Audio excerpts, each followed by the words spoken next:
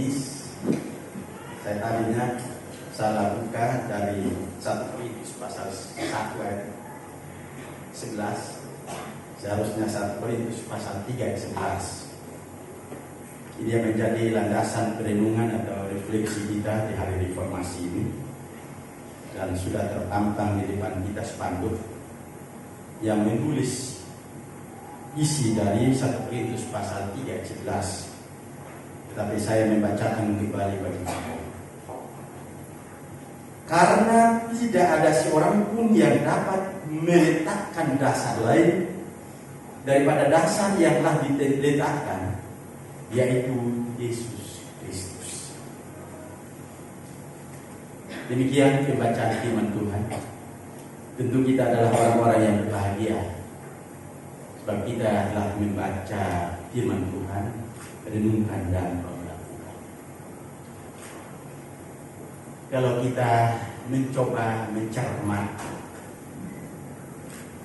awal permulaan gereja, itu bermula dari apa yang dikenal dengan peristiwa Pentakosta. Orang-orang yang mengalami peristiwa pencurahan Roh Kudus, mereka berasal dari latar belakang dari yang berbeda-beda. Mereka adalah orang-orang yang berasal di luar dari Yerusalem, yang kemudian pada peristiwa itu menyemangati mereka, lalu kembali ke kampung halamannya, tempat mereka masing-masing untuk memberitakan Yesus sebagai Tuhan. Dan itu dilandasi yang motivasi yang murah. Tetapi bahwa gereja dia tidak berada di ruang yang hampa, ruang yang kosong. Ketika terjadi perjumpaan itulah, lalu gereja menempatkan diri dalam menghargai kearifan-kearifan lokal ataupun nilai-nilai yang dibangun di dalam masyarakat setempat, sehingga yang terjadi kemudian adalah bahwa sejak awal sudah menunjukkan keragaman antara gereja yang satu dengan gereja yang lain. Termasuk jemaat yang dibangun di Korintus ini sendiri sebenarnya bukan hanya olehnya mereka mengalami satu sentuhan pelayanan dari satu orang saja. Nah, ini yang kadangkala kurang disadari, sehingga dengan demikian ada upaya-upaya untuk adanya menonjolkan perbedaan di antara mereka. Ini sebenarnya yang menjadi kerisauan daripada Paulus. Makanya apa yang kita baca ini, karena tidak ada seorang pun yang dapat meletakkan dasar lain daripada dasar yang telah diletakkan Yesus Kristus. Ini bukan sebuah ungkapan pembelaan yang dilakukan oleh Paulus ketika ada tuduhan-tuduhan terhadap dirinya. Kalau kita menyelidiki tentang kitab Korintus, setidaknya, dan ini disinggung juga oleh Paulus pada perikop sebelumnya tentang Apolos, bahkan perikop selanjutnya tentang Kepas dan lain sebagainya. Setidaknya ada 4 golongan di sana. Yang pertama adalah golongan Apolos. Apolos ini sebenarnya orang yang cukup cerdas, cukup pintar. Dan dia bagaimana dia mengupas begitu tuntas seperti tadi banyak kita perjanjian lama itu.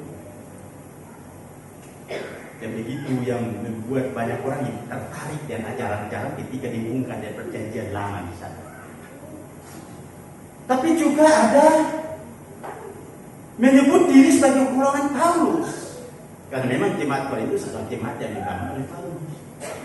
Karena mereka bertumbuh dari hasil pelayanan Paulus, lalu kemudian terjadi kultus individu. Yang lain juga yang bertumbuh bertobat dari pelayanan Apolos, lalu mereka mengkultuskan Apolos.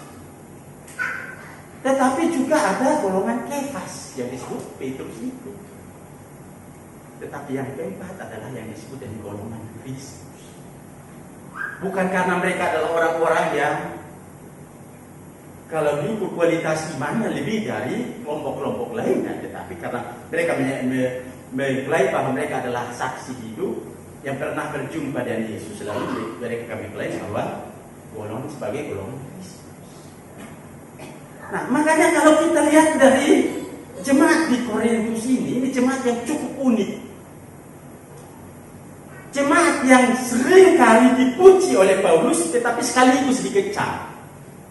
Dipuji karena memang jemaat ini memiliki kekayaan rohani, talenta-talenta yang memang sangat terlihat dibanding dengan jemaat-jemaat lokal lain. Tetapi dikecam karena itu tadi. Karena ada pengelompokan di antara mereka, lalu kemudian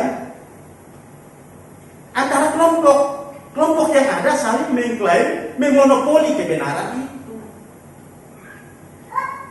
Sehingga adanya perang dingin di antara mereka sebagai gereja Tuhan. Nah, dalam konteks itu Paulus ingin mengklarifikasi dan mengatakan bahwa sesungguhnya karena tidak ada seorang pun yang dapat meletakkan dasar lain daripada dasar yang diletakkan oleh Yesus Kristus. Kendati bahwa mereka bertobat dari pelayanan Apolos kah, Kefas kah, Paulus kah, tetapi dasar iman yang dibangun itu berdasarkan pada iman kepada Yesus Kristus. Tidak ada yang lain. Artinya apa? Ketika keyakinan mereka sama Yesus itu Tuhan dan Juru Selamat, mereka melandasi bangunan iman yang sama itu, maka seharusnya tidak perlu ada pertentangan di antara mereka. Kecuali bahwa itu tadi puji-pujian agak cukup ayat yang ketiga itu. Adanya ajaran-ajaran yang menyimpang daripada dasar yang diletakkan itu. Dari iman yang menyimpang yang seharusnya percaya bahwa Yesus adalah Tuhan dan Juru Selamat. Itu sebenarnya itu yang harus menjadi musuh bersama. Bukan di antara mereka yang sesama tubuh Kristus. Hanya karena yang satu karena hasil pelayanan si A, satu si B, lalu kemudian menjadi satu pertentangan di antara mereka.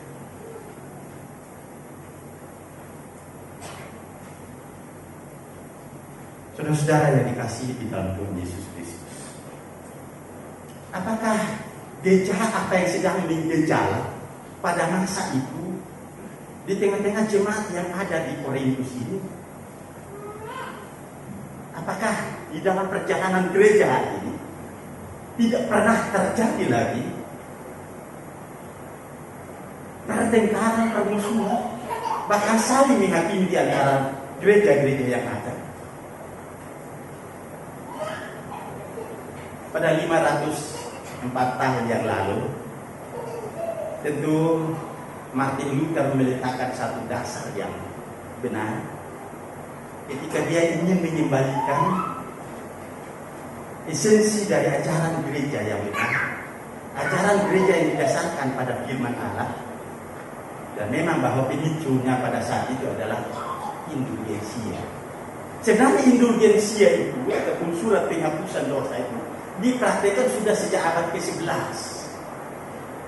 Bahkan abad ke-15 itu kemudian itu disahkan menjadi sebuah ajaran Kristus. Tetapi protes itu baru dapat dilakukan dilakukan oleh Luther. Puncaknya 31 Oktober 1517 itu ketika Paus Leo mencoba meraup untung yang begitu banyak dari jemaat Tuhan hanya untuk membangun gereja Basilikas Petrus. Nah, tentu itu hal yang diletakkan oleh Martin Luther adalah sesuatu hal yang tepat, karena dengan demikian ajaran-ajaran di sekitar pengampunan dosa, di sekitar keselamatan semakin dijauhi, ditinggalkan oleh gereja di dalam ajaran. Tetapi reformasi gereja ternyata menimbulkan sebuah implikasi yang sangat luas. Ketika terjadi euforia, lalu kemudian orang begitu bersemangatnya, termasuk peranan dari kaum awam yang begitu besar. Lalu gereja semakin, satu sisi gereja reformasi yang semakin luas di hampir seluruh wilayah Eropa Barat, tetapi juga perpecahan demi perpecahan mulai. Gereja-gereja reformasi yang kemudian semakin berkembang, tetapi aliran-aliran sempalan yang kemudian muncul dari gerakan reformasi. Sebenarnya aliran-aliran sempalan ini juga ada hal-hal yang mereka mau lakukan dalam rangka untuk mengoreksi hal-hal tertentu dari reformasi yang bagi mereka itu belum tuntas. Tetapi apa yang terjadi? Terjadilah sebuah polarisasi yang begitu menyuatnya hubungan antar gereja, antar aliran-aliran gereja. Dan ini yang sebenarnya juga yang terjadi di tengah-tengah kita. Polarisasi yang begitu menguatnya, yang mewarnai perjalanan gereja hingga masa ini. Perbedaan-perbedaan yang terjadi antara gereja-gereja bukanlah merupakan sebuah kekayaan yang harusnya disyukuri, tetapi ini yang dijadikan menjadi senjata untuk saling menghakimi satu sama lain. Gereja terjebak dengan hal-hal yang dilakukan oleh orang-orang dunia. Ketika ada upaya-upaya untuk memonopoli kebenaran dan menafikan peran yang lain, keberadaan yang lain.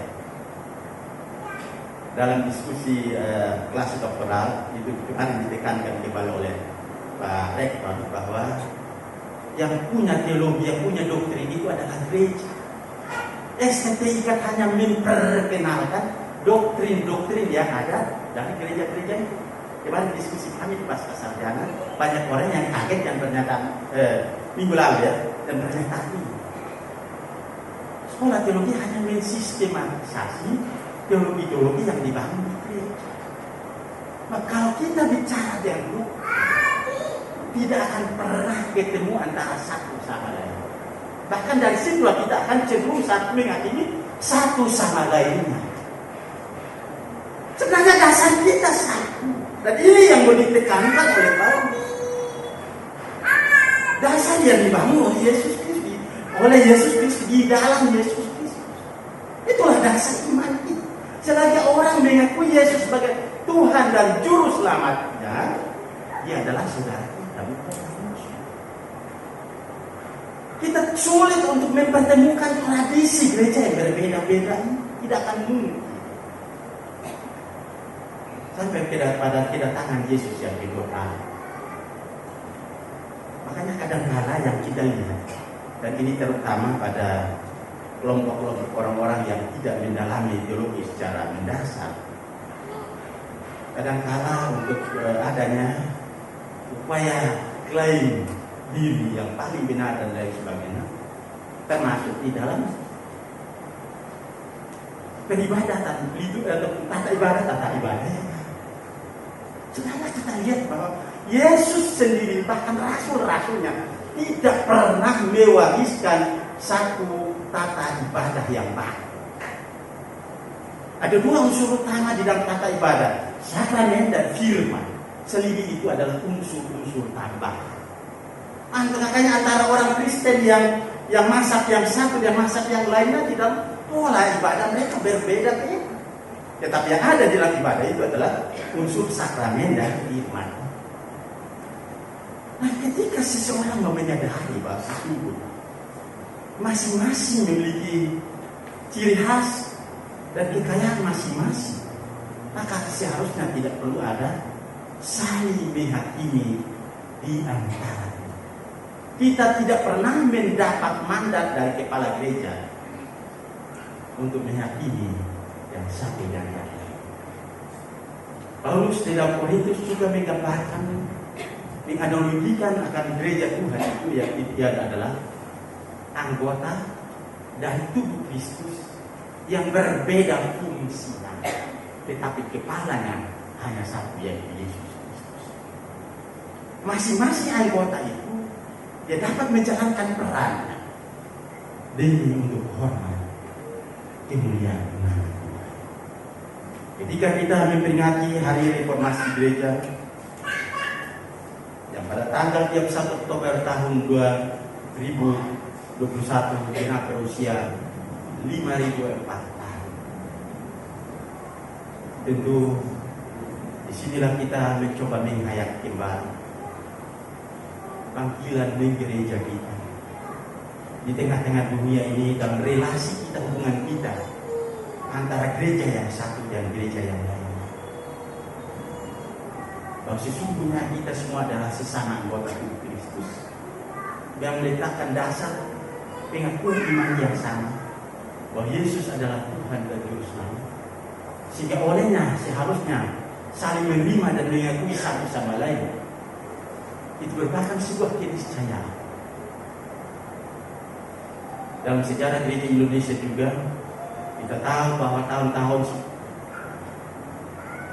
bahkan sampai tahun 80-an juga masih istilah sekte untuk menyebut gereja yang satu dan gereja yang lain. Saya agak tersinggung tahun 94 ketika seorang ibu menanyakan ke saya waktu saya di Riau, "Bapak dari sekte mana?"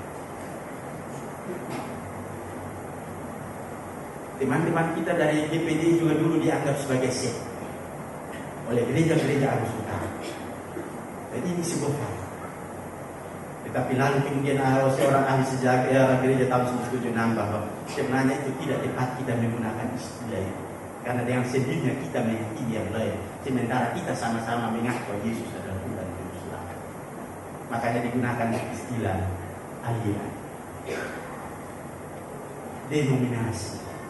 Itu yang kemudian, tetapi masih orang yang terbawa sampai hari ini untuk menggunakan istilah-istilah sekte ini. Sebenarnya tidak tepat, karena yang sendirinya kita menganggap kita lah yang paling benar dan yang lain itu adalah sisa. Ini seharusnya tidak mungkin terjadi pada gereja ini.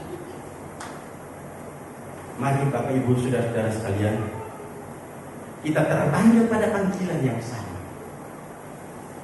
untuk membangun dasar yang kuat di dalam pengakuan bahwa Yesus Kristus adalah Tuhan dan Juru Selamat. Itu yang harus kita perintahkan dalam mimbar-mimbar gereja kita, untuk tidak memperlebar perbedaan-perbedaan. Seperti apa yang menjadi doa Tuhan Yesus? Ut omnes unum si. Yohanes pasal 17 ayat 21. Ut omnes unum si, supaya mereka semua menjadi satu. Supaya dunia percaya bahwa aku berasal dari mu. Itu yang menjadi doa Tuhan Yesus.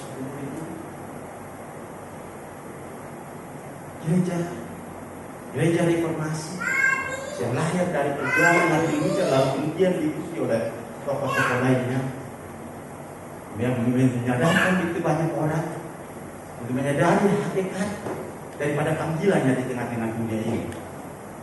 Seharusnya mengembangkan sikap saling menerima, mengakui satu sama lainnya sebagai sesama tubuh Kristus. Karena gereja dibangun di atas dasar pengakuan bahwa Yesus adalah Tuhan dan Juru Selamat. Amin. Mari berdoa. Kami bersyukur untuk pewartaan firman Tuhan sore hari ini. Kami ingatkan betapa pentingnya kami memposisikan diri secara pas dalam bersikap, dalam mewujudkan kesatuan gereja di antara sesama kami yang sesama tubuh Kristus. Agar supaya kami tidak memperlebar perbedaan-perbedaan itu, tetapi kami menyadari bahwa kami adalah bagian dari yang lain, yang meletakkan dasar yang sama, yang melandasi pengakuan iman yang sama, bahwa Yesus adalah Tuhan dan Juru Selamat. Terima kasih Tuhan. sehingga gerejamu boleh melangkah bersama, bersaksi bersama di tengah-tengah dunia yang melakukan penolakan terhadap kehadiran dan keberadaan daripada gereja. Terima kasih, meteraikan firman Tuhan ini di dalam kehidupan kami. Amin. Saya kembalikan kepada